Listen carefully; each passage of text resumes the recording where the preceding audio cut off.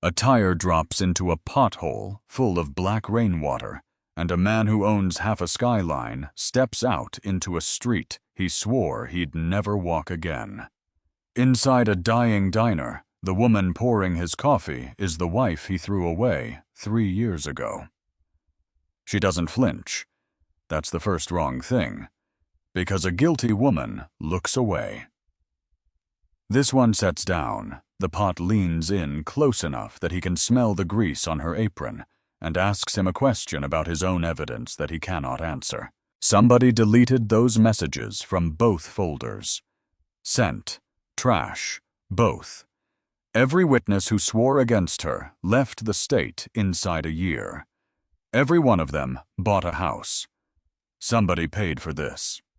He reaches for his wallet, because that is what he does now, throw money at a thing before it can look at him. Her hand closes around his lapel. It started with a flat tire. That was all. A pothole on the east side of Carrigan City, 3 inches deep and full of rainwater, and a car that cost more than most of the houses on that street went down into it hard enough to make the driver flinch. Desmond Rell felt the jolt in his teeth. "Sorry, sir." Wendell Pike was already unbuckling. He'd been running Desmond's security for 3 years and driving him for most of that because he didn't trust anybody else to do it. "I'll take a look." Desmond didn't answer. He was looking out the window at a street he had spent 18 years trying to forget the smell of.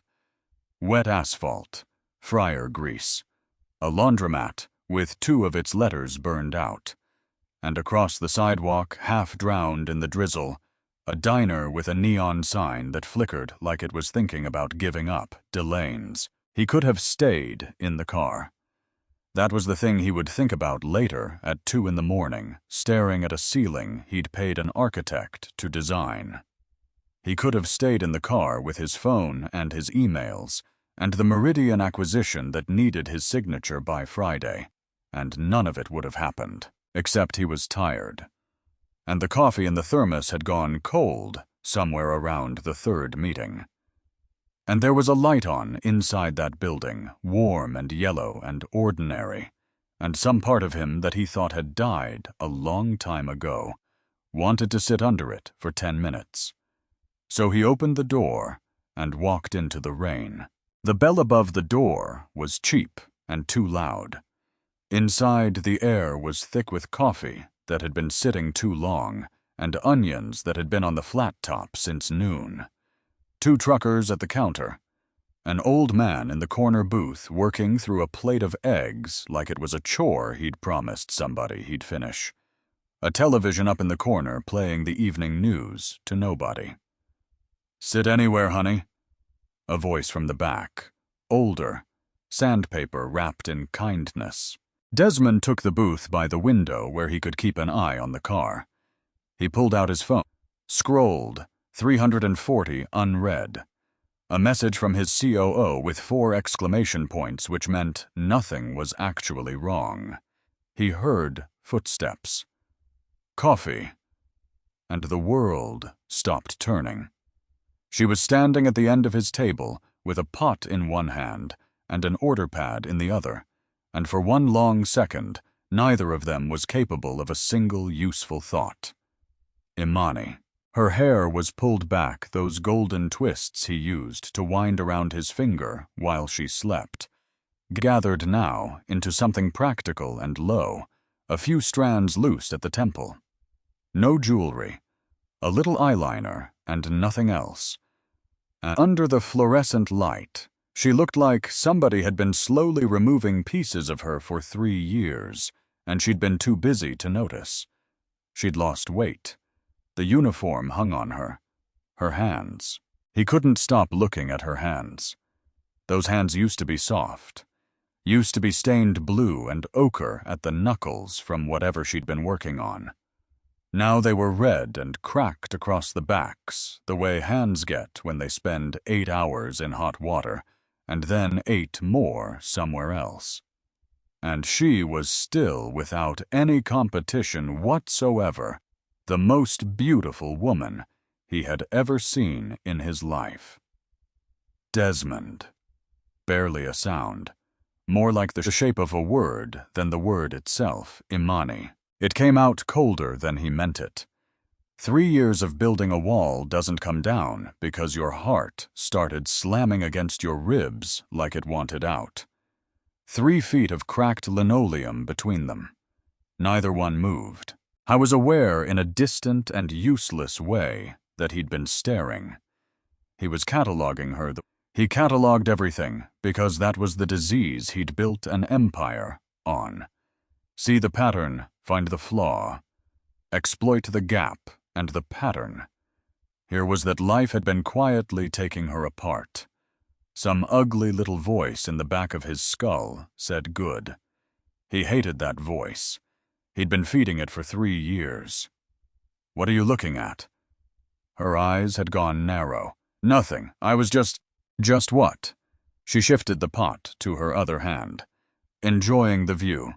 Taking notes so you can go home and feel good about yourself. I didn't say anything. You didn't have to. Flat. Not even angry. Worse than angry. Your face said it. That look, I remember it. And something in his chest twisted, because there she was. 0 to fire in under 2 seconds. Nobody in his life talked to him like that anymore. Nobody dared. He walked into rooms and men, twice his age, laughed at things he hadn't meant to be funny. Black, he said. She poured.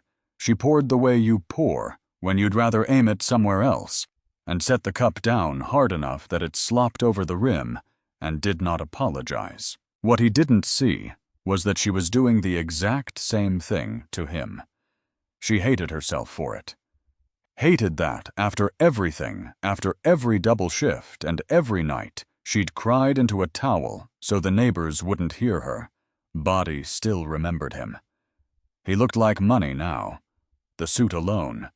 The watch on his wrist could have covered her rent for a year and change. But it wasn't the money that made her chest go tight.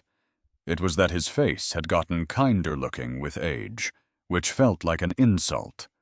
A low fade, going a little gray at the edges. A goatee he'd started growing the year they met, and never gave up. 6'4" in a booth, built for regular people, taking up more room than the room had. He looked like everything she'd been accused of throwing away. Anything else?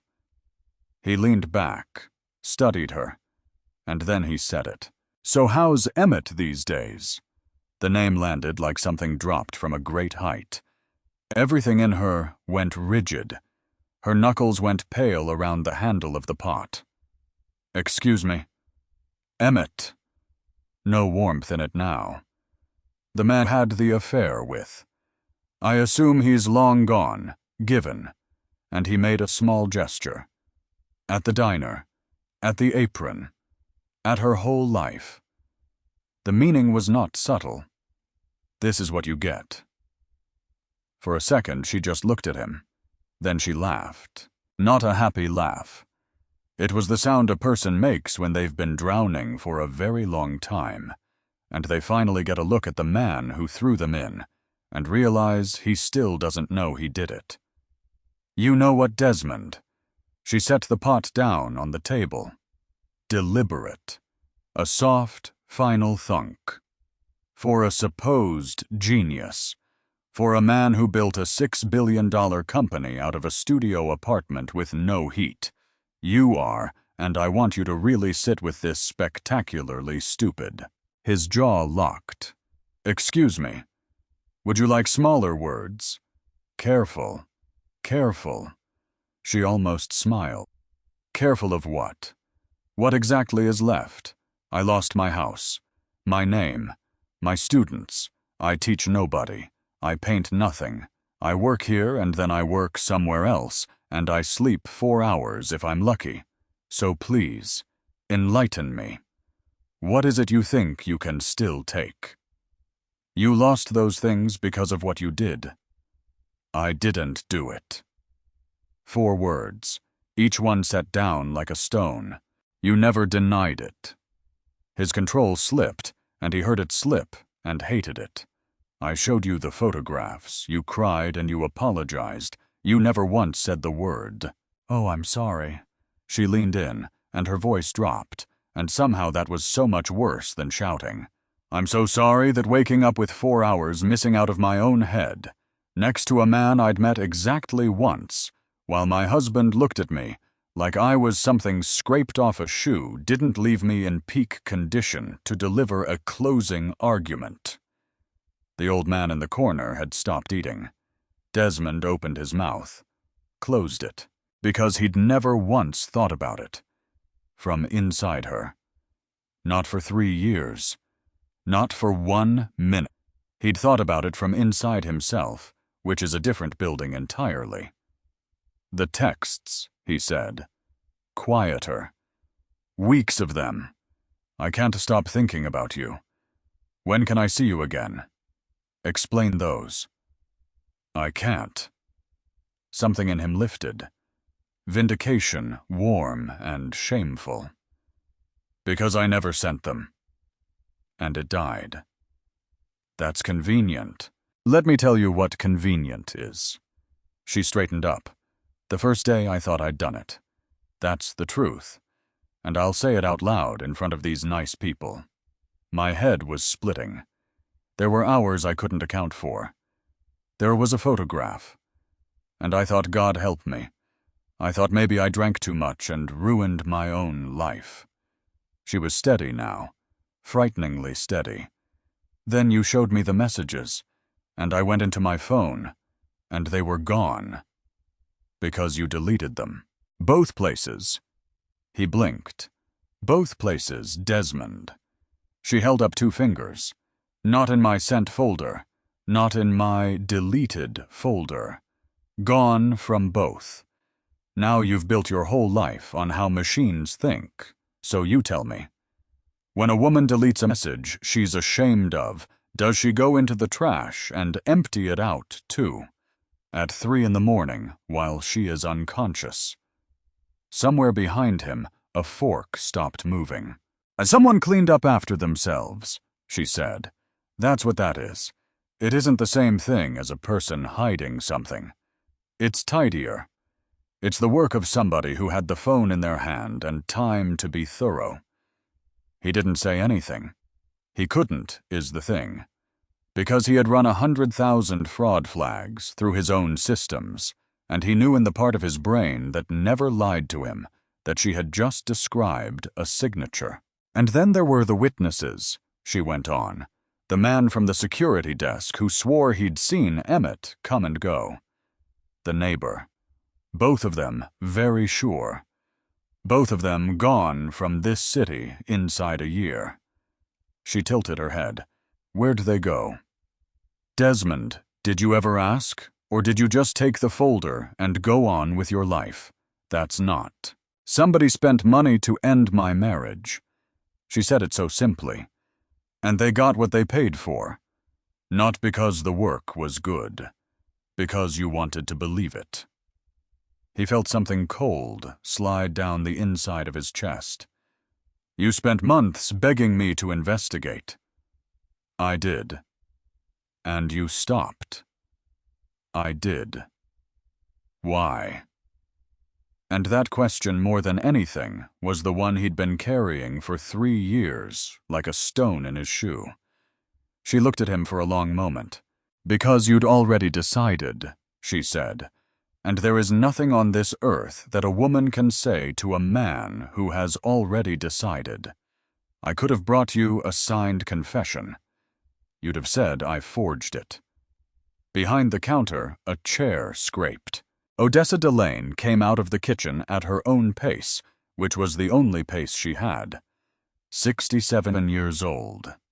Reading glasses pushed up into gray curls she'd stopped dyeing a decade ago.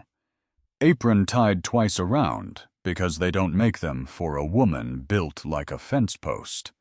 She didn't say a word. She just came out and stood at the end of the counter with a dish towel over her shoulder, and looked at the man in the expensive suit, the way you look at weather coming in. Imani felt her there. Didn't turn around. Something in her shoulders settled anyway.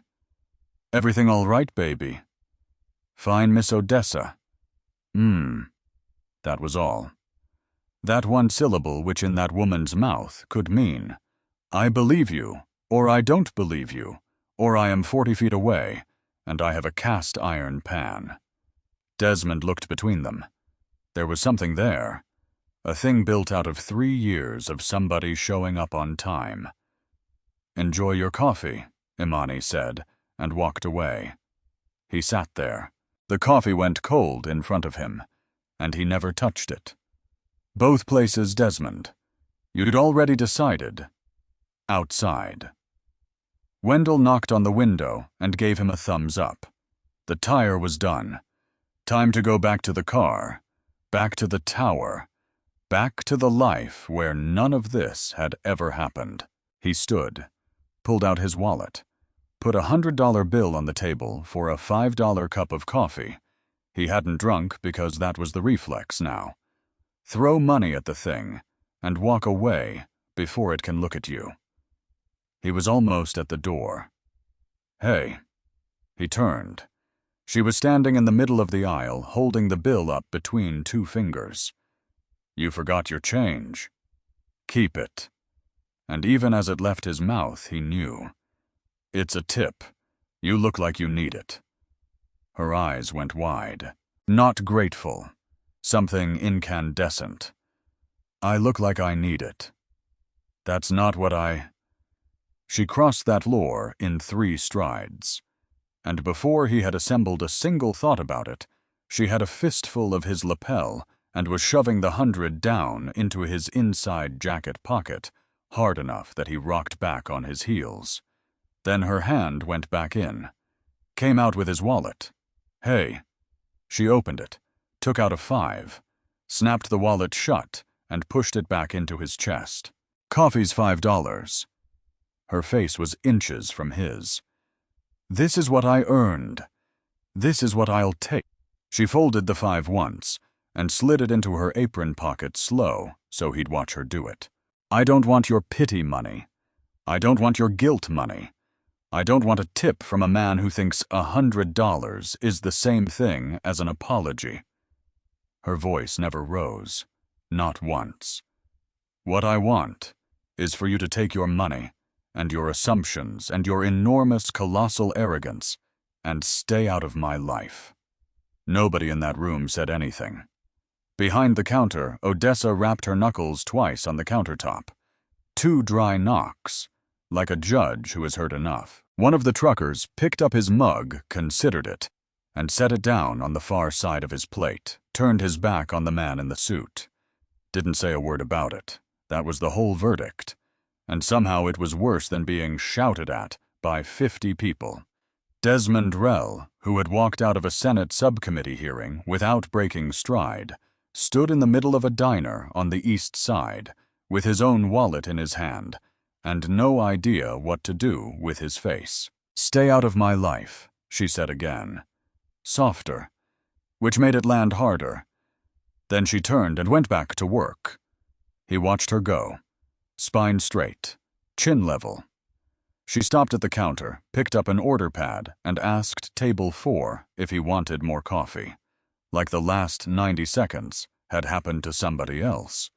And she was, God help him, she was magnificent. He pushed out into the rain. The car was warm. The door shut with that expensive sound, that soft, heavy click that seals you off from the world. And for a second, Desmond just sat there in the dark, with rain crawling down the glass. Sir Wendell in the mirror. You all right? You look... Drive. They pulled out, and he turned in the seat and looked back through the rear window at that yellow light. He could see her through the glass. Still moving. Refilling a mug.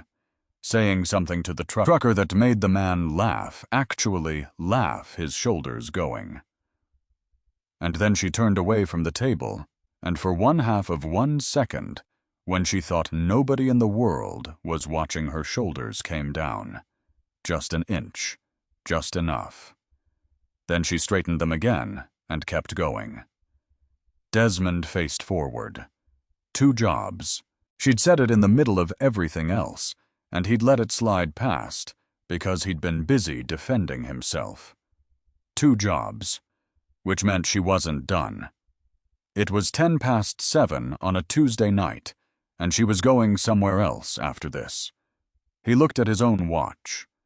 It had a sapphire crystal and a movement made by hand in a country he'd never visited. How many hours was she working?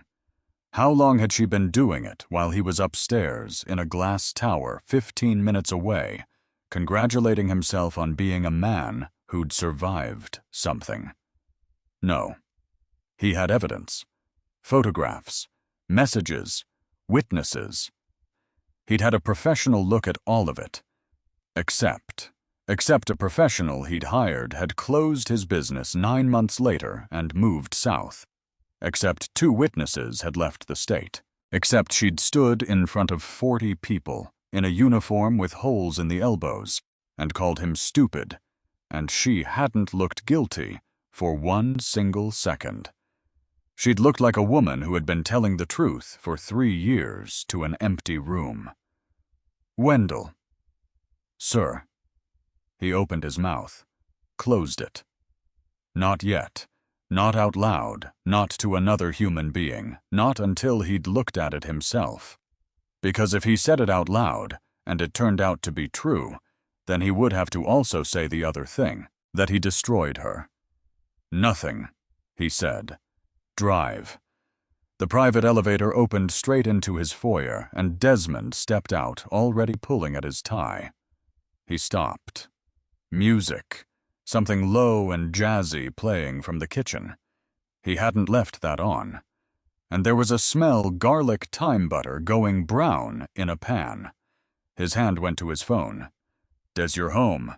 She came around the corner from the kitchen with a wooden spoon in her hand, and his shoulders came down about a half inch before something else, something further, underneath sat up and paid attention. Solange Baird. Imani's cousin, though the 2 of them had been raised so close together by twin mothers that the word never fit right. 35.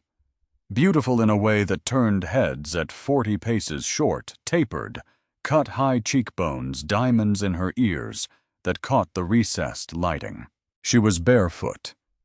I hope you don't mind, she said. Security knows me by now. I figured you'd been living a takeout again. How did you know I'd be home? I always know. A wink. She crossed the room. Plus, I was worried. Meridian's eating you alive. She reached up and straightened his tie, the tie he had been in the middle of loosening. He took a small step back. He didn't decide to. His feet just did it. You didn't have to. I wanted to. Her hand rested on his chest a beat longer than it should have. That's what friends do. Friends. He set down his briefcase and looked around his own apartment, and for the first time in a long time, he actually looked at it. There was a cardigan over the back of a bar stool. Soft gray. Not his. There were shoes by the door. 2 pairs.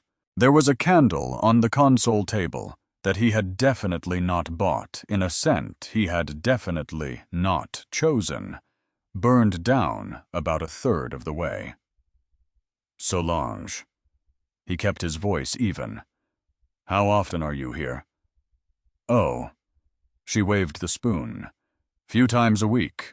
Your housekeeper's fine, but she doesn't know you. She doesn't know you like your books by author, or the coffee in the freezer, or that you can't stand the throw pillows on the diagonal. Something cold walked up the back of his neck. He had said those things. He knew he had. But that had been months ago, maybe longer. And she had remembered every one of them and been quietly correcting his home ever since, one small thing at a time, until it fit her hand. That's thoughtful. It's nothing. She turned back toward the stove. Sit. 10 minutes. He didn't sit. I saw her tonight. The spoon stopped. It was small, maybe 1/4 of a second. If he hadn't spent the entire drive home with his instincts scraped raw, he'd have missed it completely. Then she turned around, and her face was pure, warm concern. "Saw who? You know who." "Desja.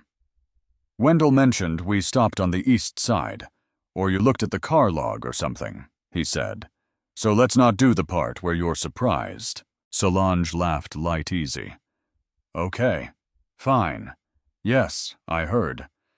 That's a rough part of town, I was worried." She set the spoon down. "So, how is she? Still playing the victim?" And there it was. Not the words. The temperature. There was an edge under it, thin and sharp and old, and he had heard it 100 times over 3 years, and never once heard it, because he'd been using it. It had felt like loyalty. It had felt like somebody being on his side. "She's working," he said carefully. "2 jobs, it looks like." "Good." 1 word. Flat as a table. His eyebrows went up. "She earned it." Solange's chin lifted. "She had everything, Des.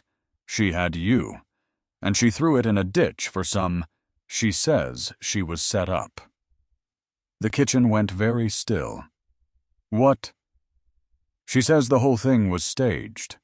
The photos, the messages, the witnesses." He watched her the way he'd watch a number that didn't reconcile. "She says somebody paid for it." Solange laughed. It came out about a half-second too late and a half-step too loud.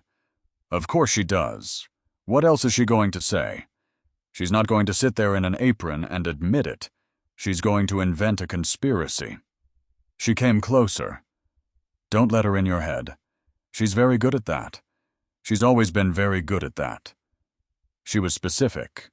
"She's a liar. Solange. I was there." She took hold of his hands, and her grip was tight. Tighter than it needed to be. "Remember, I was there. I called you because I couldn't stand watching her do that to you. Do you know what that cost me? She's my blood. Blood, Des. I lost my family over that phone call." Her eyes were shining. They were beautiful eyes. And he found himself looking at her hands instead. Soft, manicured, 3 rings. He thought about a woman across town, with her knuckles cracked open from hot water. "Right," he said, and gently took his hands back. "Of course. So we're okay. We're fine. I'm not hungry. I've got work." "I'll keep it warm," she said brightly. The sharpness gone as fast as it had come, folded away somewhere. "We'll eat when you're done. Like always." Like always. When had that become always? He walked down the hall to his study, and he felt her eyes on his back the entire way, and he did not turn around. He shut the door, leaned against it. Then he crossed to the desk and opened the laptop and sat there, with his hands flat on either side of it, not typing, listening to a woman humming in his kitchen, like she had a right to be there. And in a studio apartment on the other side of the river, with the radiator clanking, and 1 hour to sleep before her second shift, Imani. Prewitt sat on the edge of a mattress on the floor and pulled a cardboard box out from under it. Inside was a notebook. Cheap, spiral-bound, the cover soft as cloth from 3 years of handling.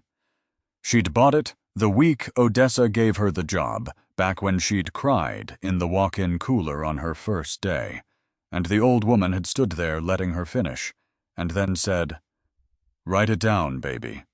All of it. Names, dates, everything you remember. Because people's mouths forget. Paper doesn't." She opened it to the last page with writing on it, picked up a pen, and under the date in handwriting that had gotten smaller and neater over 3 years, she wrote 1 line. He asked about the money.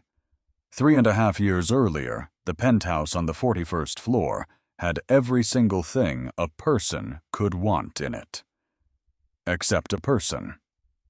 Imani stood at the window with the whole city laid out underneath her like something in a display case, and she watched her own reflection stand there too, and neither one of them had anywhere to be. The table was set. 2 places. Candles she'd lit at 6. The chicken was in the oven on warm, which is a word that means dying slowly. Her phone buzzed at 7:52. D's. Deal ran long. Don't wait. Love you. She read it twice. Then she set the phone face down on the counter, carefully, the way you set down something you're afraid of dropping, and she went around the table and blew out the candles one at a time. 3 this week. 7 this month. She'd counted, which was maybe the worst part, that she was a woman who now kept account. She scraped the plates into the disposal, and she did not cry, because she had gotten very good at not crying, and being good at that is not the accomplishment people think it is. Well, this is grim. Solange came through the door like she owned the deed, coat still on keys, jingling heels going across the marble. I'm not moping. Baby, you're standing in a $2 million kitchen, scraping dinner into the sink at 8 o'clock at night. There's a word for that. He's building something. Solange found the wine, poured 2. He's built it. That's what nobody wants to say out loud. He crossed the finish line 18 months ago, and he just kept running. Imani took the glass. Didn't drink. He said after Meridian. He said after Osaka. And after the funding round. Solange lowered herself onto the couch and patted the cushion. I'm not being cruel. I'm being the only person in your life who's not on his payroll. And that landed. Because it was true.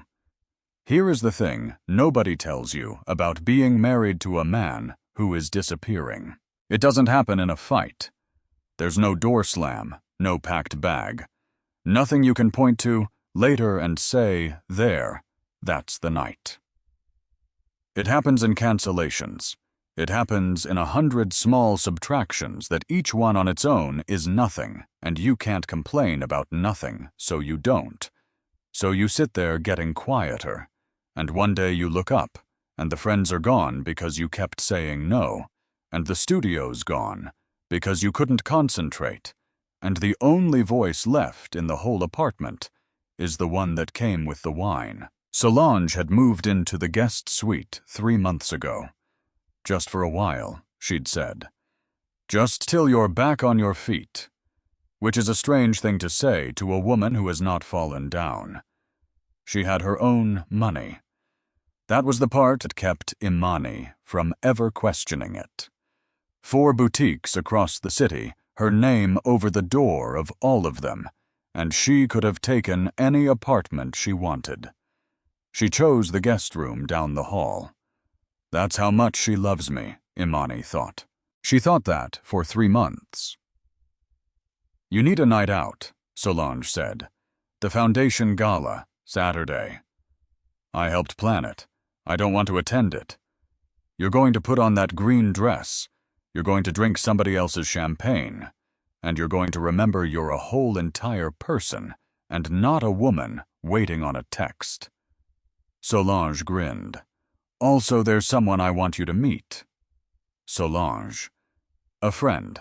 That's all. He's in town a few weeks. I'm married. You're married the way a lighthouse is married to a boat, Solange said. Look, his name's Emmett. We worked a campaign together years back. He's funny, he's easy, and he actually listens when a woman talks, which I understand is a novelty for you these days. And Imani should have said no.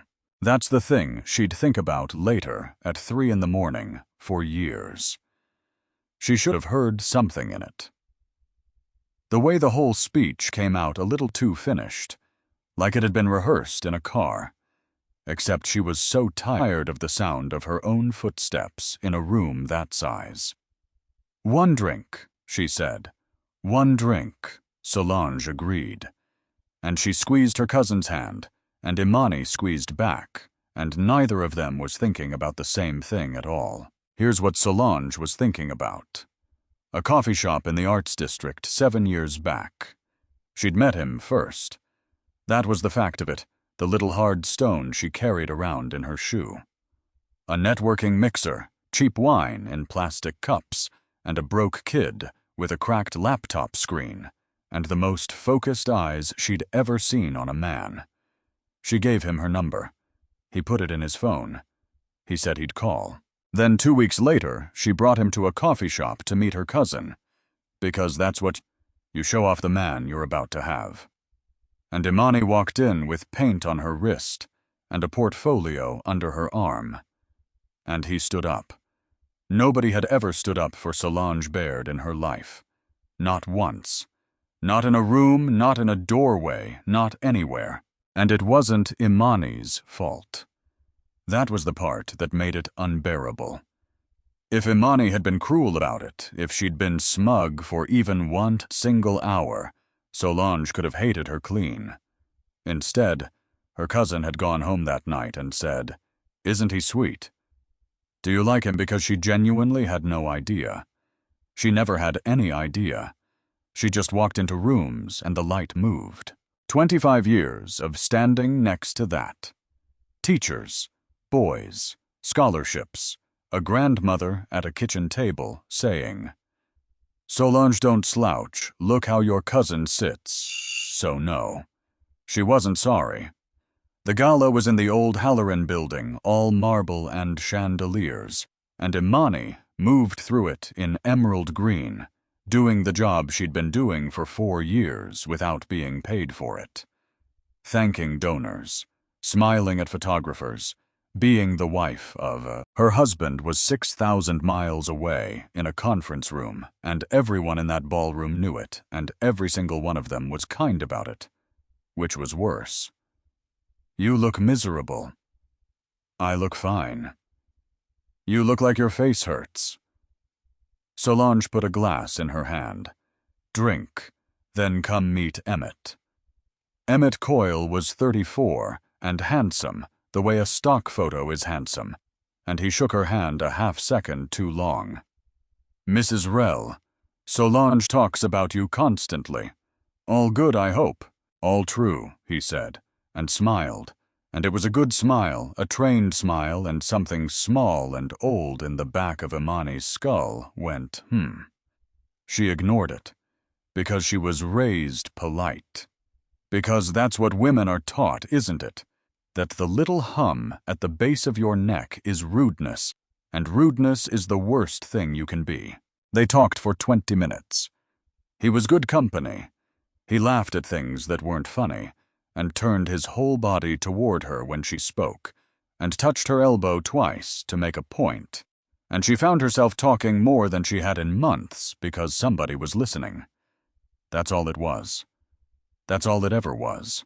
Here is what Imani Prewitt actually remembered from that night, and she would tell it exactly the same way for 3 years, to lawyers and to nobody and to a spiral notebook.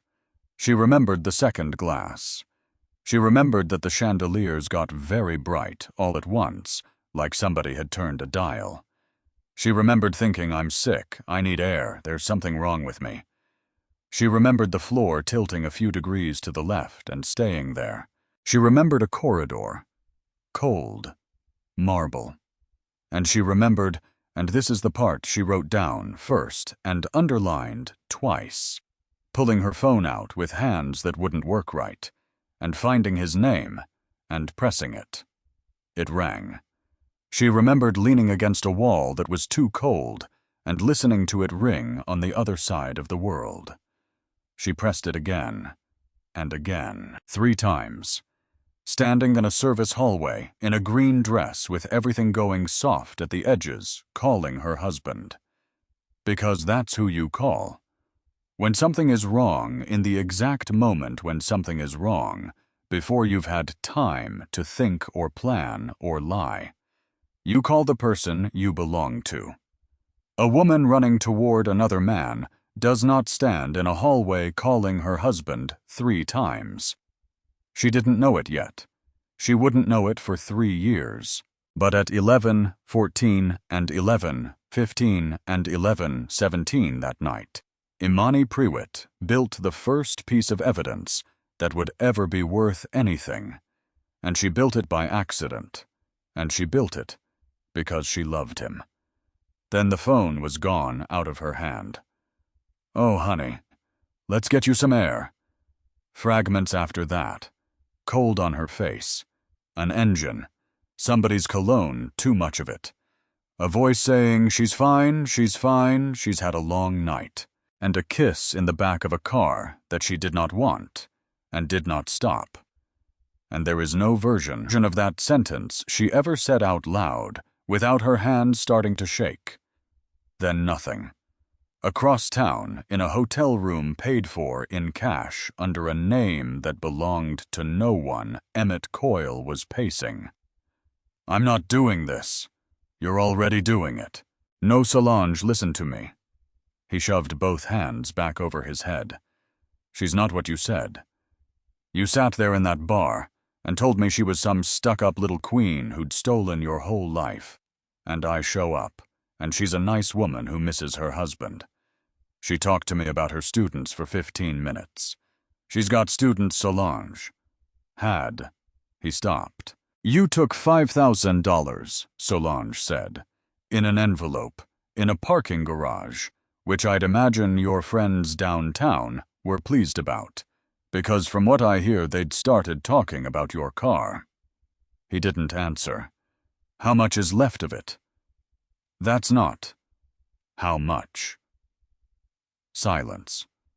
She crossed the room, and when she spoke again, her voice had gone somewhere else entirely, somewhere low and quiet, and 30 years deep.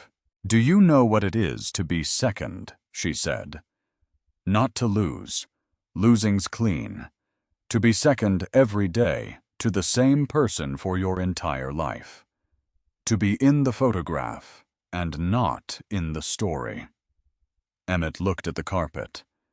"I introduced them, she said. "Me. I saw him first. I gave him my number and he put it in his phone, and then she walked into a room and he stood up." Her chin trembled once, and she stopped it. He stood up, Emmett, and for one strange second, she looked less like a woman running a scheme, and more like a girl in a hallway, watching everyone walk past her. Then it closed over. "Here's what happens," she said. "You lie down next to her, fully dressed. You don't touch her. You put your arm out like you just woke up. I take some pictures. You leave by the service door and you never come back to this city. That's it. That's it. That's," he laughed awful and thin. "That's the whole thing. Nothing happens." "Nothing happens," Solange said. "That's the beauty of it." Because here's what she understood, and what he didn't. She never needed anything to happen. She only needed Imani to believe something had. She only needed a woman waking up with a hole where 4 hours used to be, and one photograph because a person will fill a hole with the worst thing they can imagine. Every time. That's not cruelty. That's just how a mind works at 6 in the morning. And she only needed a man who had been waiting 7 years to find out he wasn't good enough. Give a frightened man a picture, and he'll write the whole novel himself. They brought her up in the service elevator at 12:40. Solange had her cousin's key card taken out of the little green clutch, and she held Imani up under one arm, the way you'd help a friend who'd had too much. The penthouse was dark and enormous, and smelled faintly like his cologne still 3 weeks after he'd left. They laid her on the bed she'd been sleeping alone in. Solange worked fast. Hair loosened, sheets pulled back and rumpled with 2 efficient movements. A shoe off, then the other set at an angle on the floor. Makeup smudged with a thumb, and a little of it transferred onto Emmett's collar. Every touch, small. Every touch, deliberate, a woman arranging a room the way a stagehand arranges a set so that a stranger walking in would read one story and only one. "Lie down." He hesitated, because there were tears on the woman's face. Even under even gone, there were tears drying at her temple, like some part of her was still down there somewhere, fighting. She's crying. Lie down. He lay down, close but not touching, one arm out toward her shoulder, his face turned toward hers the way lovers sleep. Solange raised her phone. The room was dark, and the light was warm, and from certain angles it looked like exactly one thing. Click. Turn your chin down a little. Good. Click. Hand closer. Not touching. Closer. Click. She took 22 photographs in 4 minutes and 11 seconds. Every one of them time-stamped inside that window, because she was thorough about the wrong things and careless about the right ones, the way people always are. Then she looked at them, scrolled, deleted 6, kept 16. Go, she said. I went. He didn't say goodbye to either of them. He went out through the service door and down 41 floors and out into the night, and he would spend the next 3 years unable to watch a certain kind of movie. Solange stood alone in the master bedroom of the life she wanted. She looked down at her cousin, her blood, the girl who'd shared a bunk bed with her for 11 years, who used to whisper across the dark about boys and paintings and what they'd be, who had once given her the last of her birthday money without being asked. Something moved across her face. It was there and gone. I'm sorry, Mani, she said. You had all of it and you didn't even know. Then she took out her phone and scrolled to a name and stood very still for a moment. Her breathing right. Getting her face right, which is ridiculous because it was a phone call. But she did it anyway. She summoned the tears. That took about 4 seconds. It was the middle of the afternoon where he was. He picked up on the second ring. Solange, what's wrong? Is Imani? And she let the first sob out. Des. Oh God. Des. I'm so sorry. I tried to stop her. Silence on the line. 6,000 miles of it. What? She brought him home. Her voice broke in exactly the right place. To your house. I came by to check on her, and I opened the door and... Stop. I'm so sorry. Say it. There's a man in your bed. Nothing. She could hear him breathing. That was all. Ragged, wrong-sounding breaths, the kind a person makes when something inside them is coming apart, and they're trying to keep the sound of it off the phone. I took pictures. She was crying properly now, and here's the thing. They were real tears, they just weren't grief. I took pictures because I knew you'd never believe me otherwise. Des, I didn't want to be the one. She's my blood. Send them.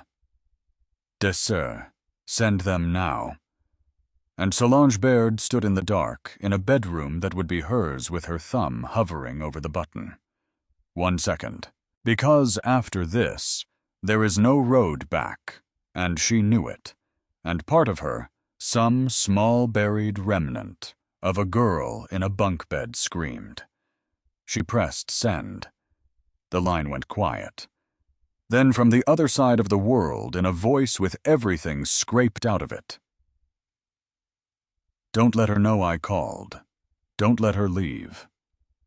There's more. There are messages. Weeks of them. But please don't tell her it came from me. She'll never forgive me. Send them anonymously. Are you sure? Send them, he said, and then forget we ever spoke. The call ended. Solange lowered the phone and let out a long breath. Then she went and stood in the doorway one more time and looked back at the shape on the bed. Her cousin, her sister. 25 years of Sunday dinners and shared coats, and 1 bathroom mirror. Sleep well, she said. And down the hall the guest room she'd been living in for 3 months was already half-packed because she'd never once intended to stay in it. He landed at 6:10 in the morning, and he had not slept in 29 hours. He'd sat in a leather seat at 40,000 feet with a phone in his hand and looked at 16 photographs until he could have drawn them from memory. Every fold in the sheet, the angle of her wrist, the man's collar, and somewhere over the ocean at the exact midpoint between the life he'd had and the one he was about to make. A small, clear voice in the back of Desmond Rell's head said you knew, not you suspected. You knew.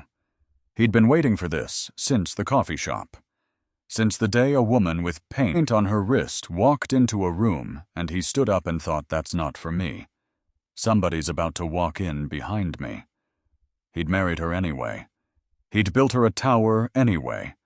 And every acquisition, every 18-hour day, some part of him had been buying insurance against a morning exactly like this one.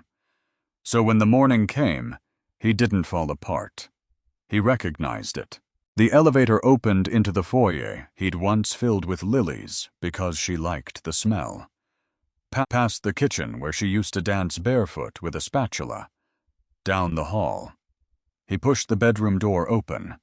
She was sitting on the edge of the mattress with her head in her hands, still in the green dress from the night before, half undone at the shoulder, one shoe on and one off. Her hair was wrecked.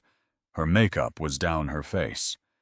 She looked at him, with her eyes swollen almost shut, and her voice came out in pieces. "You're in Osaka. How are you? What time is it?" And then it hit her. He watched it hit her. He watched her face change in stages like weather coming over a field. A hallway.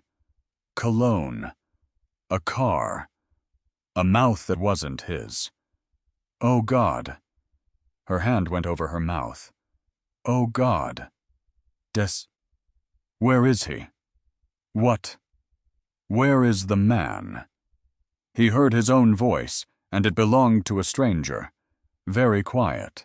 Very even. Where is the man you brought into my house? She turned and looked at the bed. And there was nobody there. Just her, and the sheets thrown back on both sides, and a pillow with a dent in it, and a smear of her own lipstick on the case. There's no one. He held the phone up in front of her face. She looked at it. She made a sound he would hear for 3 years. That's not. She was shaking her head over and over, small, fast movements. That's not. I don't know him. I met him last night. I met him one time. You met him last night. At the gala. Solange introduced us. Did something happen to me? Something happened. I was fine, and then I wasn't fine. The lights got. I couldn't stand up straight. You were drinking. 2 glasses. She was on her feet now, reaching for him. 2 in 3 hours. I've never. You know me. You know what I'm like after 2. He stepped back. He didn't mean it as cruelty. That's the thing he'd have to live with. He stepped back, the way you step back from a stove. She stopped where she was, with her hand still out. And something in her face went out. Don't touch me, he said. Barely a whisper. It went through her like a nail. Here is what she told him in the first hour. And she never once changed it. Not in 6 months, not in 3 years, not to a lawyer, not to a notebook. That she had 2 glasses, that the room tipped, that she remembered a kiss in a car, and that she was ashamed of it, and she would not lie about it, and she would carry it. That she remembered nothing after. That she had stood in a service hallway and called him 3 times. I called you, she said. Des. I called you 3 times. And he said, and later he would think about this, the way you press on a bruise, he said. I was in a meeting. That's all. Flat. Almost apologetic. Because it was true. He'd looked at the screen and seen her name, and turned the phone face down because it was 11 at night, her time, and she called sometimes just to say the apartment was too big and he had 30 minutes left of a negotiation worth $400 million. He'd turned her over on a table like a card he didn't want. 3 missed calls. That morning, it was just a fact sitting in the room, and neither of them knew what it weighed. He moved into the guest room. And here's what nobody tells you about the end of a marriage. It doesn't end. That would be a mercy. Instead, it goes on and on in a very large apartment at breakfast. 6 months. He came back to the bedroom after a few weeks, because a man has to sleep somewhere, and he lay down on his side of a bed. He could no longer look at, and he did not touch her, and he did not speak to her. And every morning he got up at 5 and went to work. He ate what she cooked. In silence. He said thank you. That was the worst of it. He was unfailingly polite. He passed her the salt. She tried everything.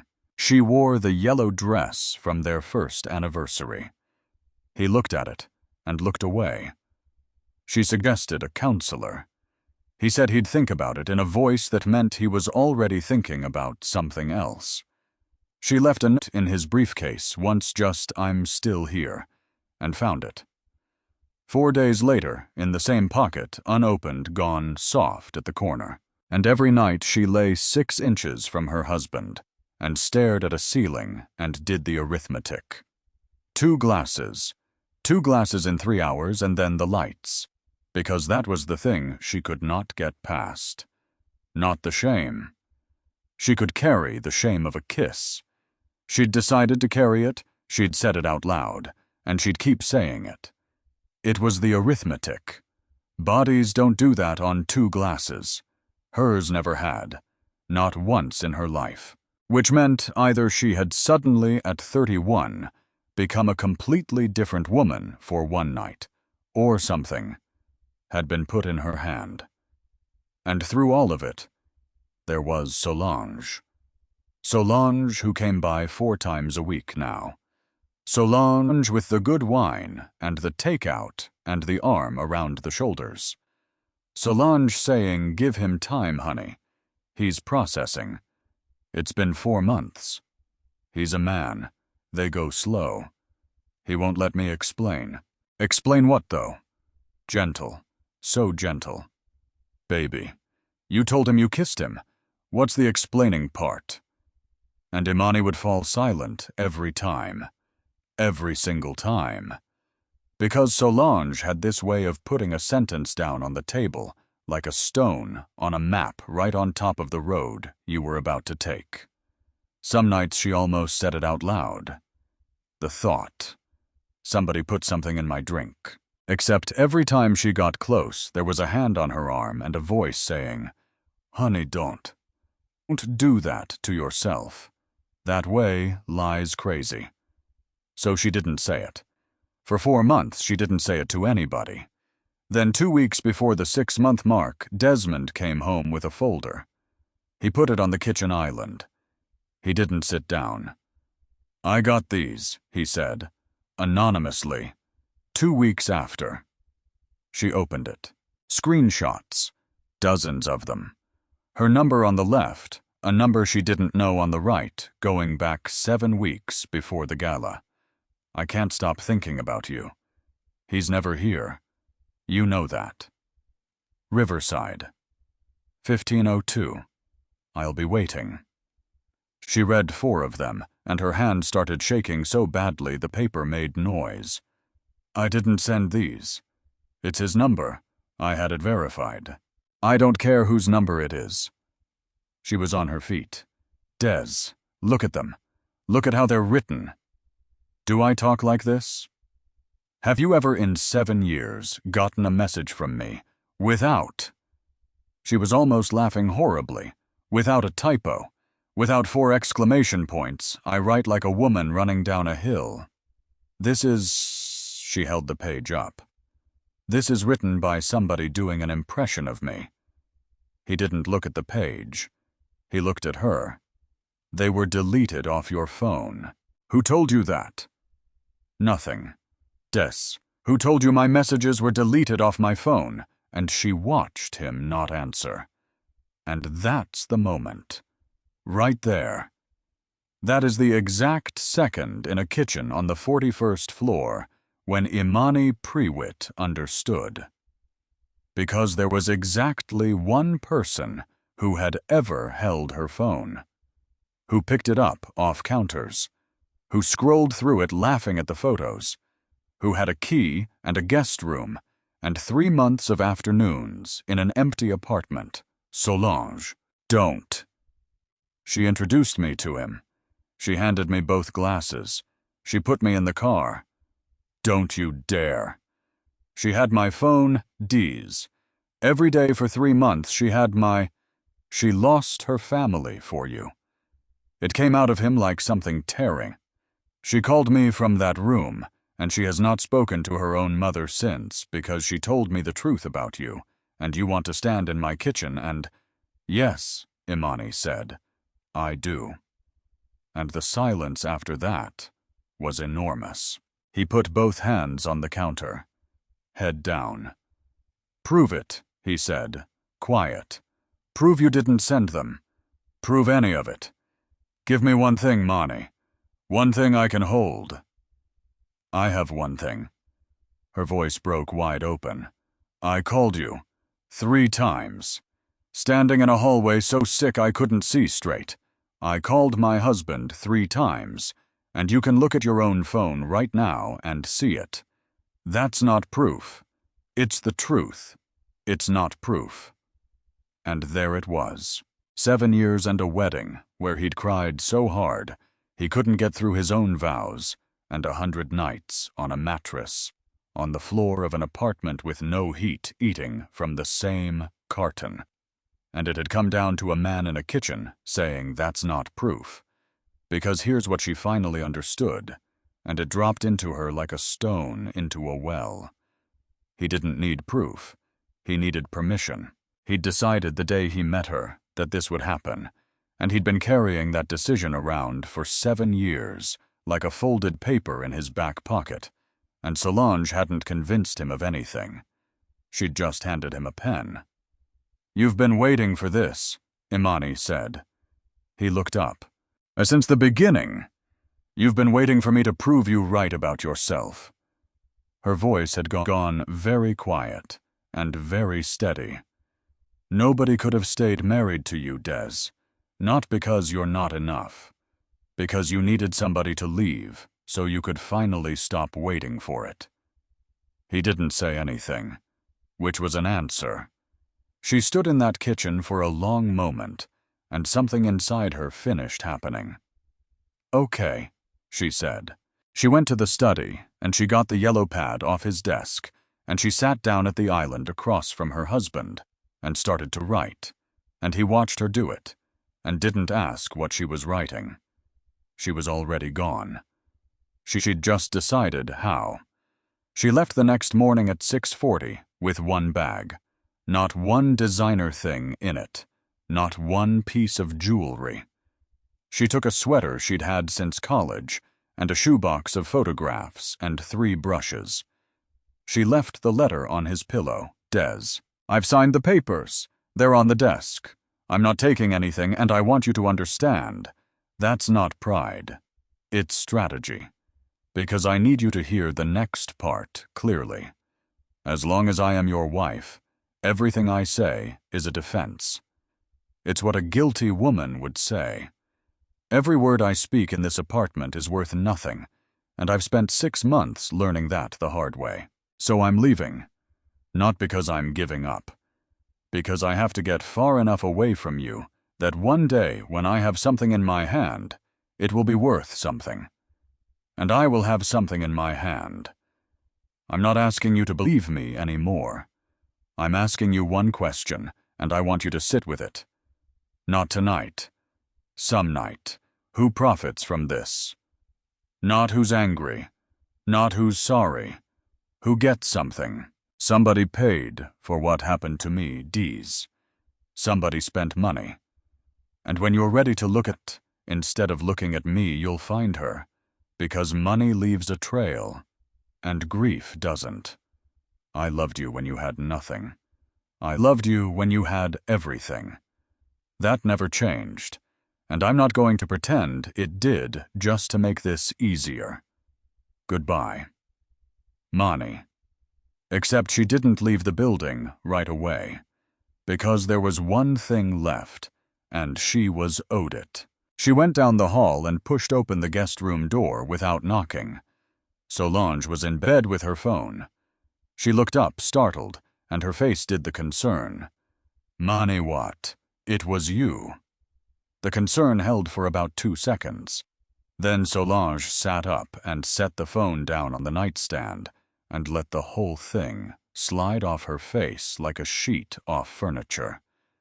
And what was underneath was calm. That's what took the wind out of Imani. Not a denial, not fury. Calm. You look terrible, Solange said. How long?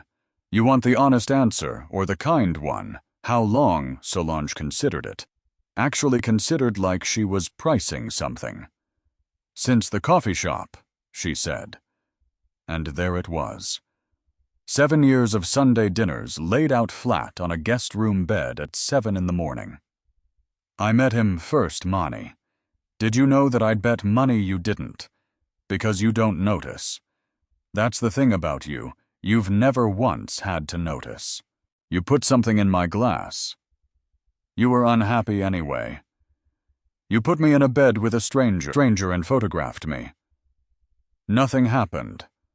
Sharp, almost offended. He lay down next to you with his shoes on. That's it. That's all it took. Solange tipped her head. Do you understand what that means? I didn't have to do anything to you. I just had to leave a gap and let 2 people fill it in. Imani's whole body was shaking. You're my blood, yes. And for one flicker, something real crossed Solange's face. Yes, I am. And I stood next to you my entire life and became furniture. Then say it to him.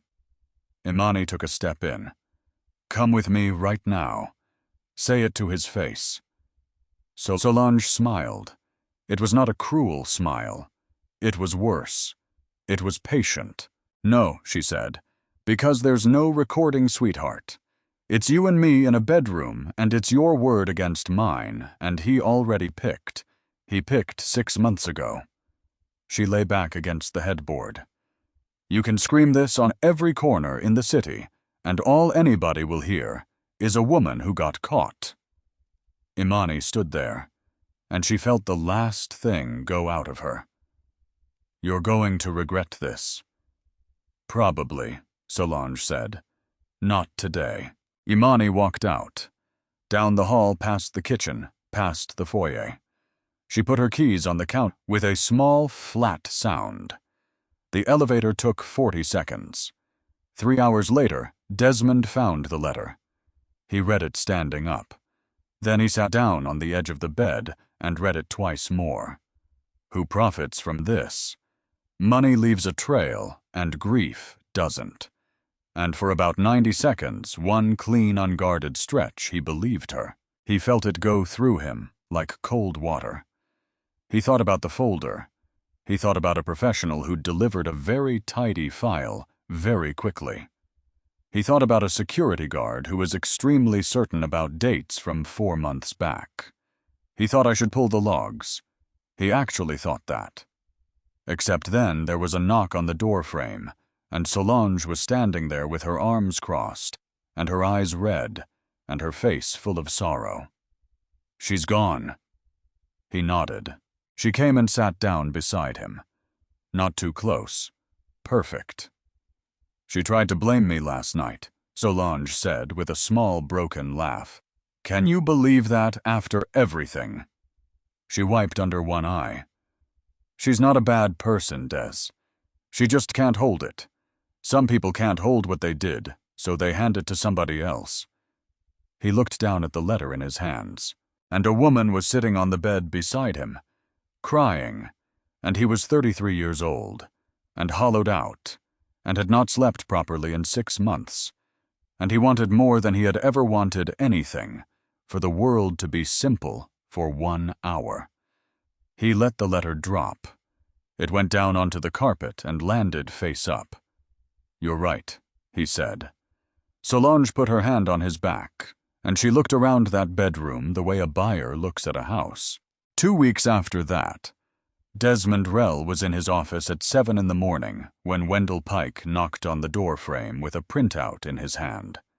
Wendell was new then. 31, 4 months into the job, careful about everything.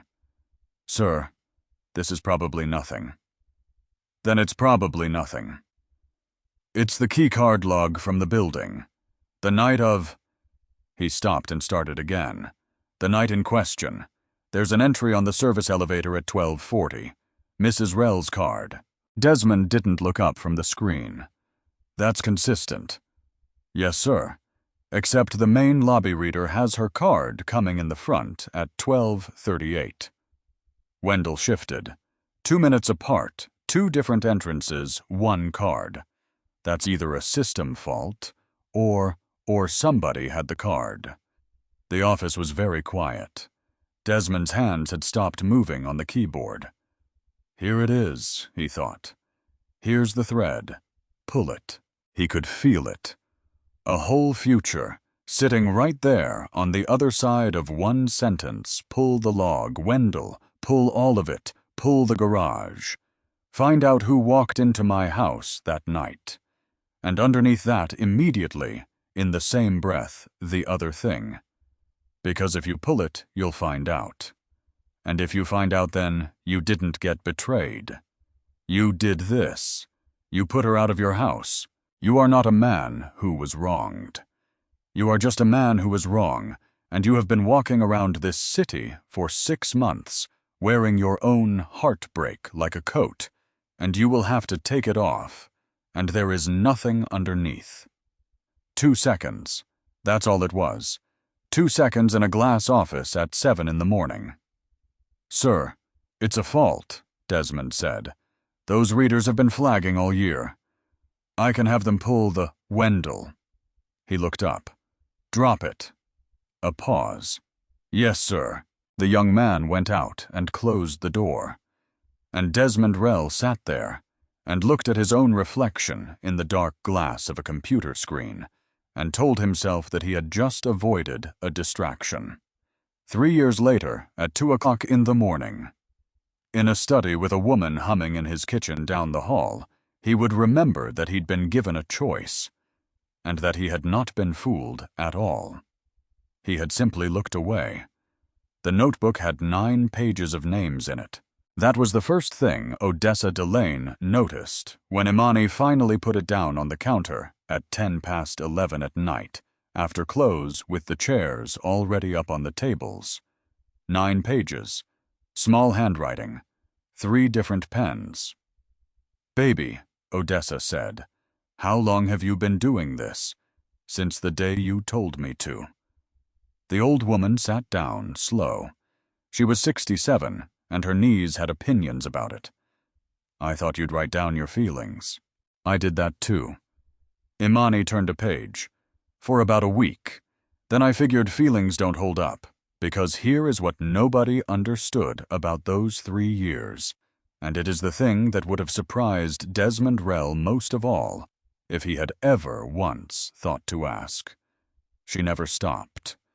Not for a single month. She just never had $11,000. That's all a lawsuit is in the end.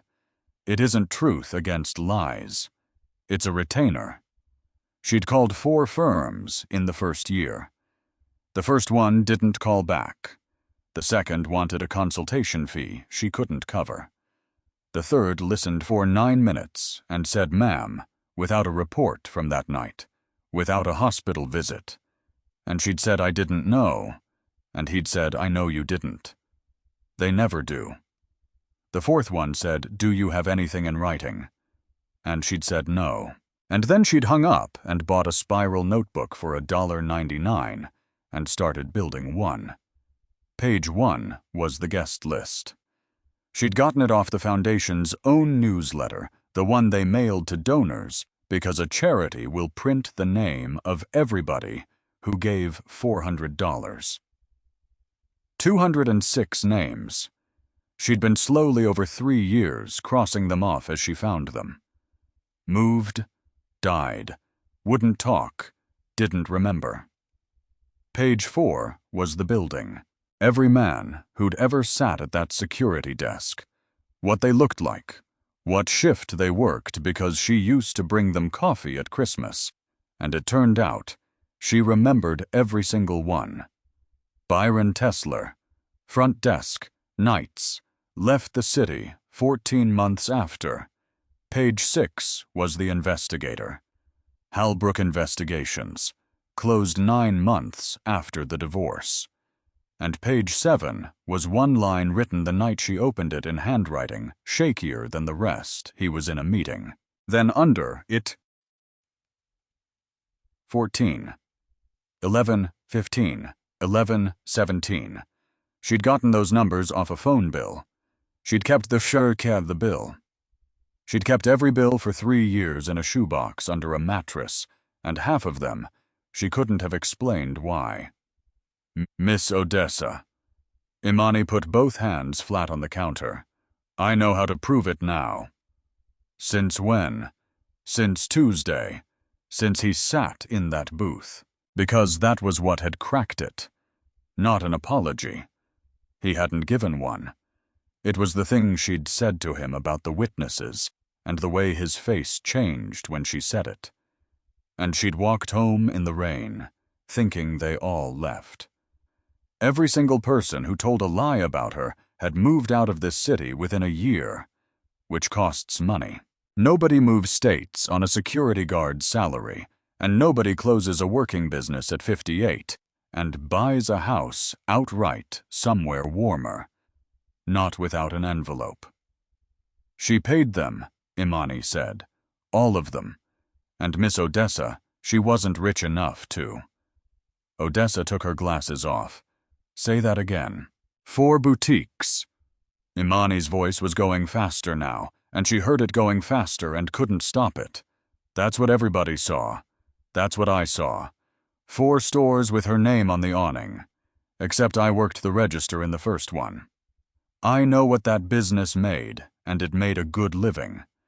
It did not make walk-away money for 4 separate people, plus an investigator, plus... She stopped. Started again. There are only 2 of them left. 2 what? Stores. She pulled a folded page out of the back of the notebook. Printed off a library computer. There were 4. Now there are 2. She closed one 19 months ago and one last spring, and there was no announcement. No sale. Nothing. Stores that are doing fine don't just... Her hands were shaking. She spent it, Imani said. She spent her whole life on me, and she can't get it back because you can't unpay a bribe. You can't put it back on the shelf. She's been sitting in that apartment for 3 years, watching it drain, and smiling at him across a dinner table. Odessa was very quiet. How much would a lawyer want, she said, to go and get the papers on all that? 11,000 for the retainer. That's what the last one said, then more. That syllable again. Imani laughed, and it came out wrong. Miss Odessa, I have $416, and I owe 2 of it to the light company. I heard you. So there's no... I said I heard you. And the old woman got up off the stool and went into the back office, and Imani stood there listening to a filing cabinet open. She came back with a manila envelope soft at the corners, and set it on the counter, and put one finger on it. Delane's, she said. This building. 1978. Harlan Delane put his name on that deed the year we married, and he worked this griddle for 31 years, and I buried him out of a chair in that corner booth. Miss Odessa. It's paid off. Has been since '94. No. Baby. No. Imani was already backing away, both hands up. Absolutely not. You have known me for 3 years. I came in here off the street with nothing. You can't put your building up for a woman you don't— Sit down. Miss Odessa. Sit down. She sat. Odessa Delane leaned on that counter with her forearms flat, the way she'd been leaning on it since before Imani was born. You came in here 3 years ago in a coat with the buttons wrong, she said. You'd been crying in your car. I know because I watched you do it for 20 minutes before you came in. And then you fixed your face, and you asked me for an application, like a woman asking for a favor. Imani was looking at the counter. And I gave you a shift, and you showed up early to it. And then you showed up early to the next one, 3 years. You never once missed. Not the week you had that fever. Not the week your power went out. Odessa tapped the envelope. Now, I'm 67 years old and I got no children and no husband, and exactly one thing that matters to me in this world, and it is not this building. She waited. Look at me. Imani looked up. When they put it in the paper about you, I had 4 regulars stop coming. 4. 30 years and they wouldn't sit at my counter because of who was carrying their eggs. Her voice didn't rise. It got harder, which is different. And I thought about it, and I decided I'd rather feed 1 woman who was telling the truth than 4 men who were comfortable. Imani's face came apart. I've been waiting 3 years for you to figure out what you needed, Odessa said. You finally figured it out. Don't you dare stand in my diner and tell me what I can do with my own name. And there was nothing to say to that. There was nothing anybody could have said to that. So Imani Prewitt put her head down on the counter of a diner on the east side and cried like something breaking, and a 67-year-old woman put a hand on the back of her neck and held it there, and did not say one single word for 4 straight minutes. Because that's the whole story right there, if you want it. Not the billionaire, not the penthouse. An old woman with a paid-off building deciding that a stranger was worth it. Across the river. On the 41st floor, Desmond Rell had been awake for 3 nights. He'd started with the photographs. He looked at 16 images for 2 hours, and this time, he wasn't looking at what was in them. He was looking at what surrounded them. Timestamps. All 16 inside 4 minutes and 11 seconds. Which is not an affair. Which is not a night. That is a photo shoot. Then he pulled his own phone records for that week, and scrolled, and found 3 calls at 11:14, 11:15, and 11:17, and had to get up and walk to the window and stand there for a while. Then he called Wendell Pike into his office at 6 in the morning. I need the keycard logs from the old building, 3.5 years back. Wendell didn't move. Sir, those are gone. Retention's 90 days on cards, 30 on video. I know. Then, I need to know something else. Desmond turned around. 3 years ago, you came in here with a printout. 2 entries, 1 card, 2 minutes apart. Wendell's face didn't change. That was almost worse. Yes, sir. You still have it. A pause. I do. And Desmond Rell closed his eyes. Because of course he did. That was exactly the kind of man he'd hired. Careful about everything. And he'd told him to drop it, and the young man had gone out and put the paper in a folder anyway, and carried it around for 3 years, and never said another word about it. Why didn't you push? You told me to drop it, sir. Wendell. The younger man looked at the floor, then back up. Because you were paying my salary, he said, and I had a 9-month-old. There it is. That's how every one of these things works. It isn't monsters. It's 12 people, with rent. Bring me the file, Desmond said. And Wendell, I'm sorry. Except paper from a keycard reader isn't proof of anything, And he knew it before he finished reading it. And he sat in that office with a 3-year-old printout in his hands and understood that he had nothing. Which is when he started following the money. I didn't do it as a husband. He did it the way he'd done it 11 times to 11 companies. Public record. Business filings. Lease terminations. Baird & Coating 4 locations. Closed one 19 months ago. Closed one 5 months ago. A filing against inventory that had been quietly renewed twice. And then at 4:20 in the morning, a civil judgment out of a county court entered 2 months back for $41,000 unpaid against Solange Baird. He sat back. She was broke. The woman in his kitchen with the diamonds in her ears and the good wine and the shoes by the door. She was completely, catastrophically broke, and had been for a long time, and she'd been eating dinner across from him 4 nights a week, wearing it all like a costume. And Desmond Rell, who could not be lied to about a balance sheet, not by anybody, not ever. That was the one thing in his life he'd never gotten wrong, put his hands over his face. Because he'd have seen it in a second, if she'd been a company. If she'd been a term sheet. He'd have seen it in 90 seconds and walked out of the room. He never looked. Not once in 3 years. Because she was on his side. He found Emmett Coyle on a Thursday. Not through a database. Through the simplest thing in the world. A photograph on the website of a regional theater 200 miles north in the company section, 3rd row. Second from the left. Older. Thinner in the face. Still handsome, but the trained part had worn off. The theater was a converted Grange Hall with 60 seats and a lobby that smelled like paint. Desmond parked across the street and sat there for a full minute with his hands on the wheel, and then he got out. And there was a woman already standing at the door. Imani. Same coat as the diner. Notebook in her hand. They stared at each other across 11 feet of cracked sidewalk in a town neither of them had ever been to. "You have got to be joking," she said. "How did you find him?"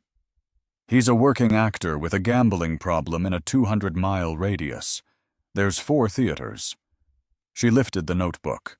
"I called all of them. Took me 9 days. How did you find him?" He hesitated. "A search firm. 4 days." "Right." Something moved across her face and was gone. "Right. Of course." "Imani, don't. I'm not asking you for anything." "Good. Because here's what you need to understand before we walk in that door." She stepped in close. "You are not rescuing me. You showed up at the finish line days. I have been running this since a Tuesday 3 years ago, and you have been here for 9 days. You do not get to be the hero of this." He took it. He stood in the street and took it, and he didn't flinch, and something about that. A man just standing there and letting it land instead of explaining himself made her jaw tighten. "Okay," he said. "Okay. You're right. I'm not the hero of it." He put his hands in his coat pockets. "I'm the reason it happened. I'd like to be useful. That's all I'm asking to be." She looked at him for a long moment. "Then walk behind me," she said. They found Emmett Coyle painting a flat in the back of the house, and when he turned around and saw who was standing there, the brush went out of his hand and hit the floor. He didn't run. That was the thing. He looked at Imani, and his whole face folded, and he said, "I've been waiting 3 years for somebody to knock on a door." He sat down on a paint bucket. "I kept everything," he said. And Imani had to put a hand on the wall. "You kept every message, every voicemail, the whole thread." He laughed, and there was nothing in it. "You want to know why? Because I'm not a good person, ma'am. But I'm not stupid. She was going to hand me to somebody eventually. Everybody like her does. So I kept it as insurance, and I have been sick about it ever since. Then why didn't you? Because who was going to believe me? He looked up at her. I'm the guy in the picture. Nobody said anything for a second. Then Emmett Coyle looked at Desmond Rell, and something hardened in him. Nothing happened, he said. You should hear that from me. In that room. Nothing happened. I lay down next to your wife with my shoes on, and she was out cold, and she was crying in her sleep. Desmond made a sound. She was crying, Emmett said. That's what I've got in my head, sir. 3 years. She was crying, and I lay down anyway for $5,000. He wiped his face with the back of his wrist. I'll say all of it. Wherever you want. I'll say it in a courtroom, and I'll say it on a camera, and I don't care what it costs me, because I have been waiting for somebody to come. Imani sat down slowly on the edge of the stage. 3 years of people telling her it was a hole she'd never fill. And it was here. It had been sitting in a Grange hall the whole time, in a phone in the pocket of a man painting scenery. Mr. Coyle, she said, look at me. He did. I'm going to need you to say it to a lawyer on Monday. Yes, ma'am. And then I'm going to need you to never contact me again as long as you live. He nodded. That's fair. They walked out into the parking lot, and the sun was going down behind the grain elevator, and neither of them said anything for about a minute. Imani. She stopped. When we file this, Desmond said, she'll come for you. She's got nothing left. People with nothing left don't get careful. They get loud. I know. You should know something else. He looked at the ground. She's not rich. She hasn't been for years. She sold 3 of the 4 stores, and there's a judgment against her. He shook his head slowly. She spent everything she had. On this.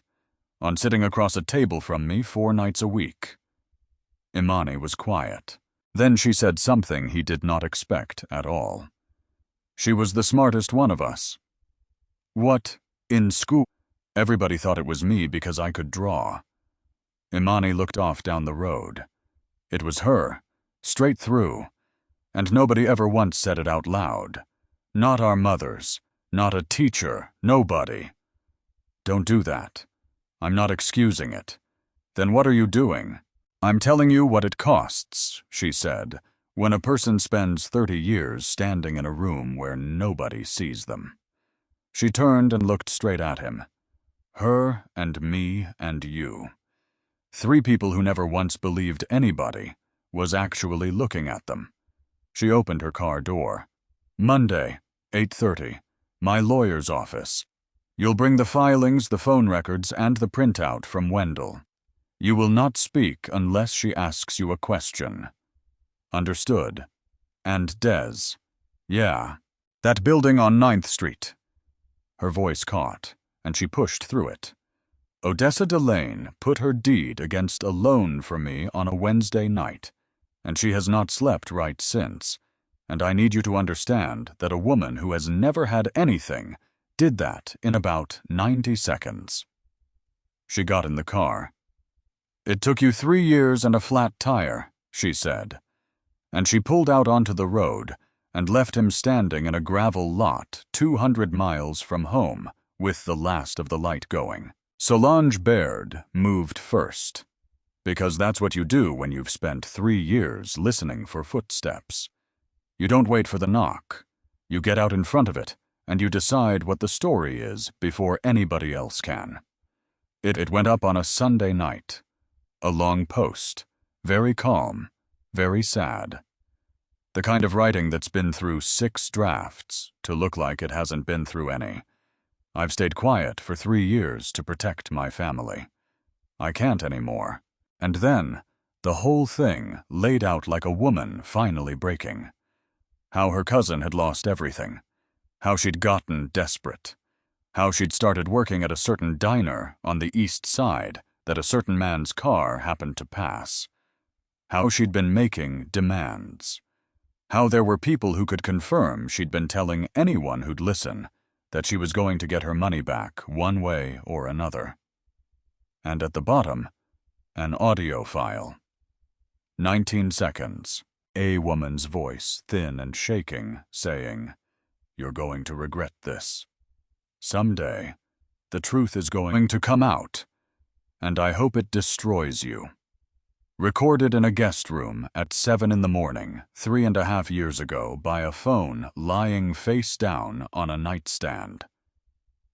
She'd been recording the whole time. Of course she had. Imani found out about it at 5:40 in the morning on the sidewalk outside Delane's, when her phone started going and would not stop. She read it standing up in the cold. And here's the thing. She'd tell people later when she could talk about it. She didn't panic.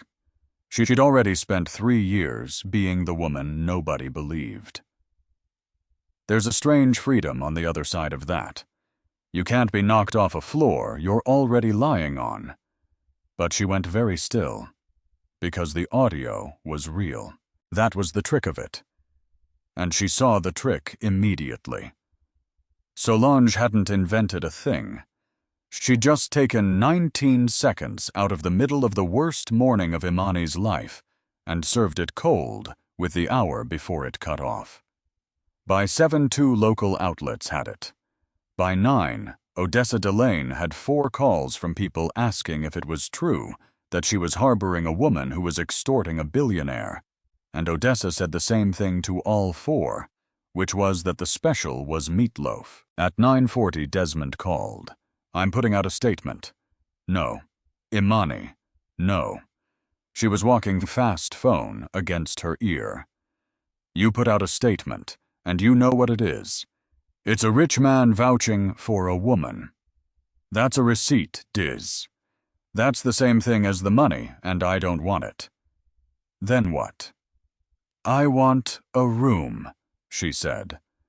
"And I want her in it." The lawyer's name was Priya Anand, and she said absolutely not for 9 straight minutes. Then she stopped saying it, because Imani put the notebook down on the conference table, and then the phone records, and then the county judgment, and then the printout Wendell Pike had carried in a folder for 3 years, and then a signed statement from Emmett Coyle that ran 9 pages, and then last a stack of paper that had come back from the bank at 4:15 the previous afternoon, subpoenaed, still warm. 4 cash withdrawals, 19,000, 12,000, 8,000, 5,000, all inside the 10 weeks around the gala. "She'll never come," Priya said. "She'll come." "Why?" "Because she's not doing this for money." Imani closed the notebook. "She's doing it so somebody will finally look at her, and I'm the only person on earth who ever could." She sent one line. "Just us. No lawyers, no press. Delane's 9th Street. 2 o'clock. You know where." Solange came at 10 past. She came in her good coat, with her hair perfect, and her chin up, and she stopped inside the door and looked around at a diner with the chairs down, and 1 table set, and nobody in it but 2 women. Odessa was behind the counter, drying a glass. She did not stop drying it. "Cute," Solange said. "Is this supposed to be symbolic?" "Sit down." She sat. Imani slid a folder across the formica. "That's a copy," she said. "It's yours. Take it home." "I'm not opening that." "You don't have to." And she did.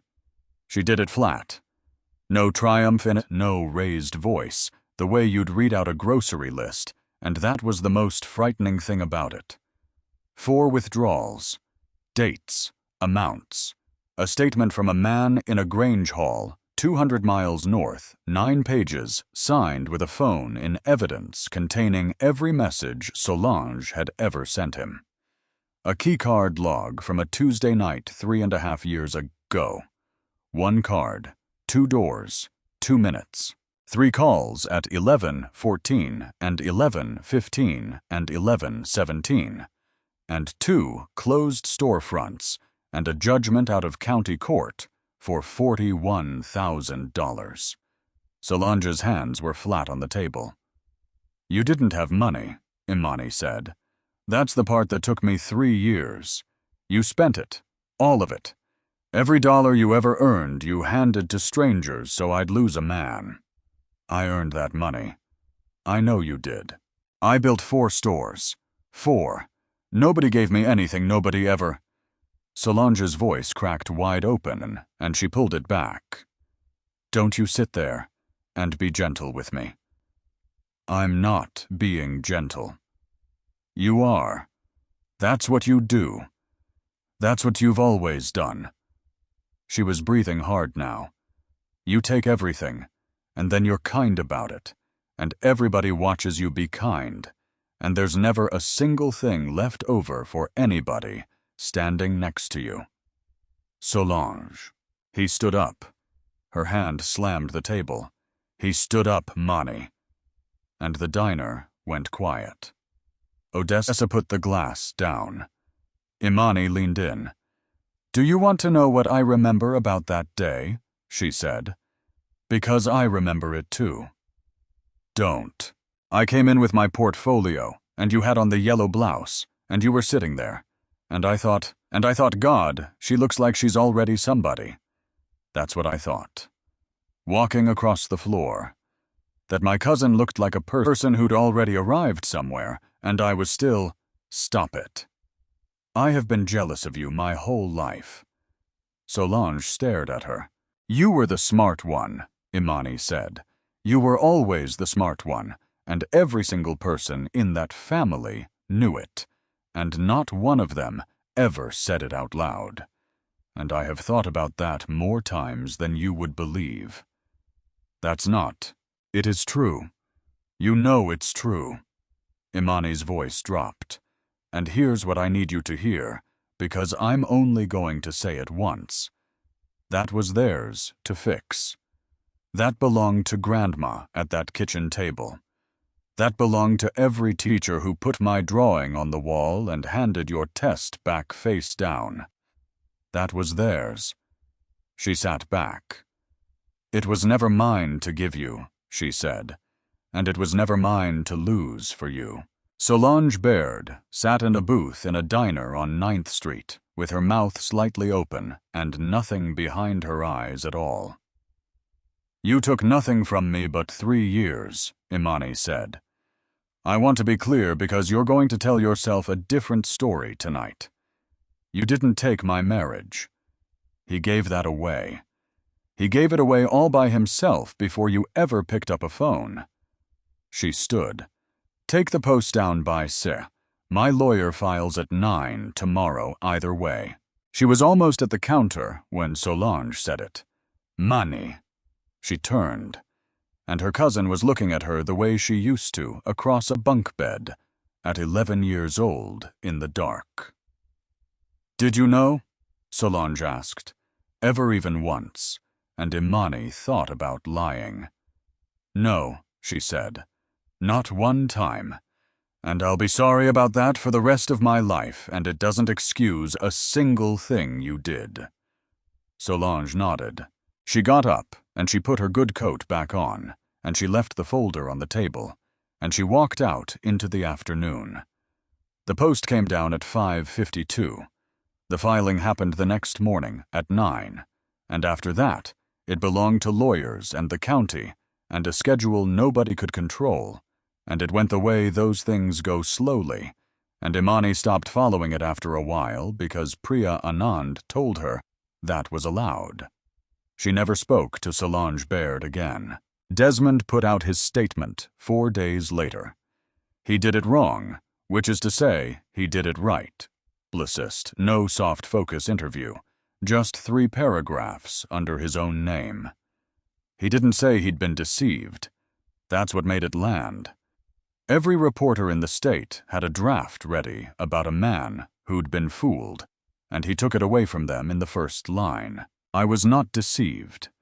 I was told, and I chose not to look. 3 years ago, a member of my security staff brought me a document that did not add up, and I instructed him to drop it, because I was more afraid of being wrong than I was of being cruel. Imani Prewitt did nothing. Not one thing. Not that night, not ever. She told me the truth for 6 months in a house I paid for, and I sat across from her and asked her to prove it, which is not a thing you do to your wife. It's a thing you do to a defendant. I'm not asking anyone to forgive me. I'm asking the people who dropped her the gallery, the school, the ones who crossed the street, to sit with the fact that they took a rich man's word about a woman they'd known for years. That was easy for you. It was easy for me, too. Then he stopped and didn't post anything else, ever. There's no clean feeling at the end of it. That's the part nobody puts in the movies. You win, and you go home, and you sit on the edge of a bed and think about a girl in a bunk bed who used to be on your side. The lawyers came to Imani with a number. Half of everything, plus 3 years of compensation. And Priya Anand slid the paper across the table with the face of a woman who has practiced not smiling. Imani looked at it for a long time. I want 3 things, she said. Name them. Odessa Delane's building gets cleared. The loan, the lien, the interest, all of it. And then I want the deed put back in her hand personally, and I want the mortgage company to send her a letter because she'll want to hold the letter. Done. That's Imani. That's under 2% of this. Second, I want the amount I lost. Actual. My salary at the school for 3 years, my gallery contracts, my studio lease. Priya, I've had the numbers for 3 years. And third, Imani slid the rest back across the table. The rest goes to the 9th Street Community Center, she said. Endowed, art program, their name on it. Not mine and not his. Priya Anand set down her pen. You understand what you're turning down. I do. Can I ask why? And Imani thought about it, because it deserved a real answer.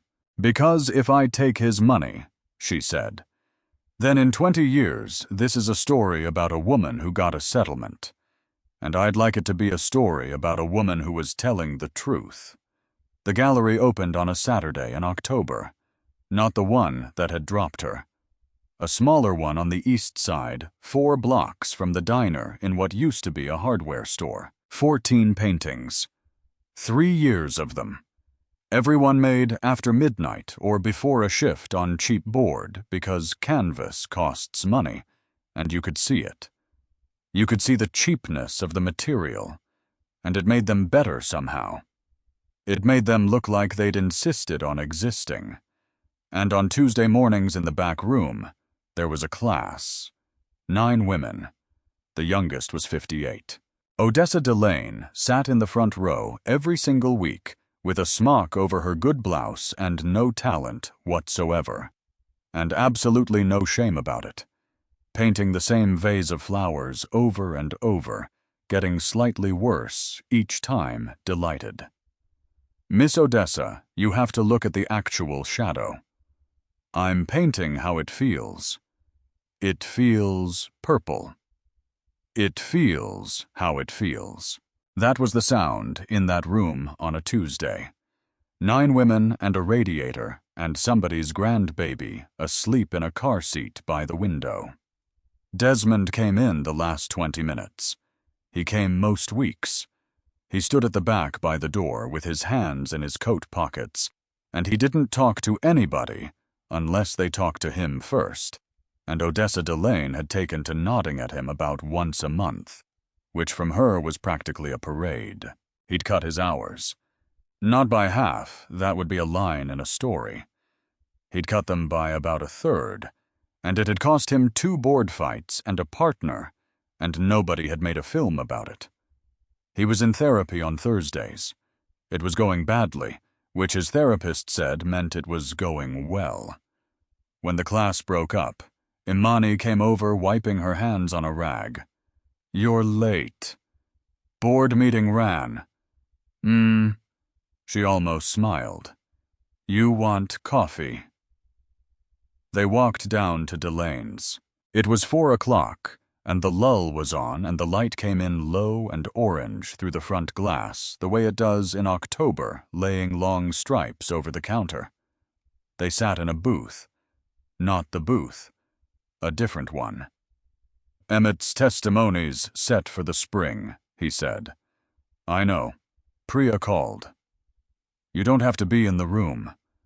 "I'm going to be in the room." He nodded.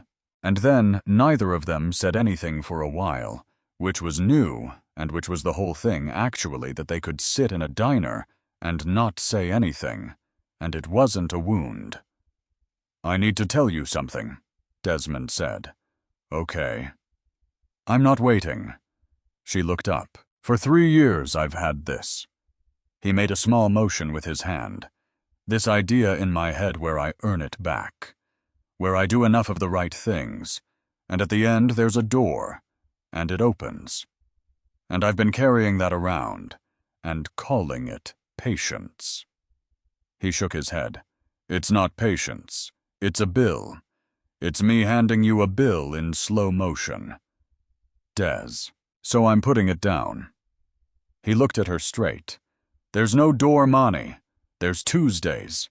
That's all I'm asking for. And it's more than I've got any business asking for. And if that's all there ever is, then that's all there is. And I'll still be at the back of that room." She was quiet.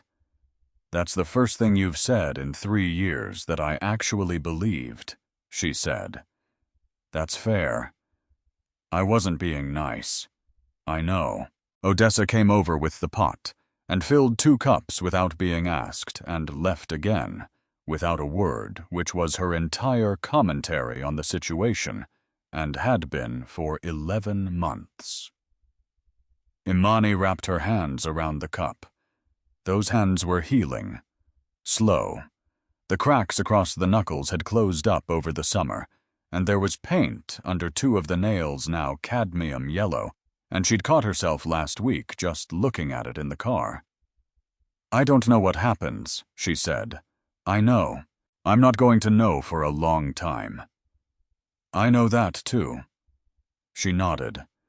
Then she reached over and put her hand flat on the table, next to his. Not on it. Next to it. Close enough that the sides of their little fingers touched, and that was all, and neither of them moved. Outside, the sign was starting to flicker on against the early dark. Delane's in red with the D going a little weak the way it always had. "Coffee's $5, Imani said. Desmond huffed out a breath. Something in his face came loose. "That's how it works. That's how it works." And she got up and she went behind the counter and she rang it in herself. She still knew the register. She'd never forgotten it. And she pulled a 5 out of her own pocket and dropped it in the drawer, and Odessa Delane, 67 years old, and standing at the griddle with her back turned, said, which meant everything.